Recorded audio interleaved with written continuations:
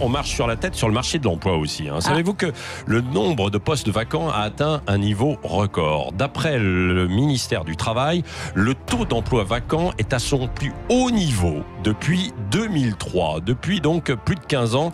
C'est le signe d'un marché de l'emploi dynamique qui cache des disparités entre secteurs. Parmi les plus touchés, on sait qu'il y a la construction, l'industrie et plus surprenant, l'information et la communication aussi. Alors il va falloir sans doute méditer et pas seulement parce qu'on l'a encore vu cet été, des secteurs entiers ne trouvent personne pour certains emplois, alors qu'on a quasiment quand même en France 6 millions de chômeurs, si l'on englobe tous les temps partiels, choisis ou non, et qu'on a des taux de chômage de plus de 30, voire 40% dans certains quartiers.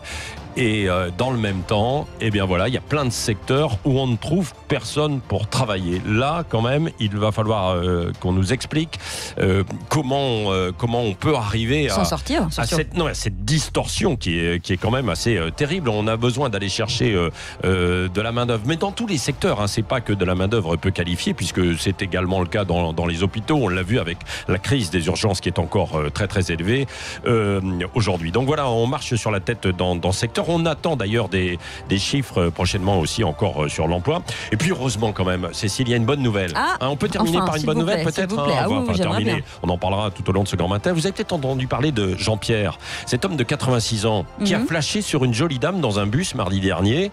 Il voulait la retrouver. Le journal Le Parisien aujourd'hui en France avait raconté cette anecdote et puis l'avis de recherche. Et puis pim, il y a un généalogiste qui lui a donné un coup de main. Il l'a retrouvée.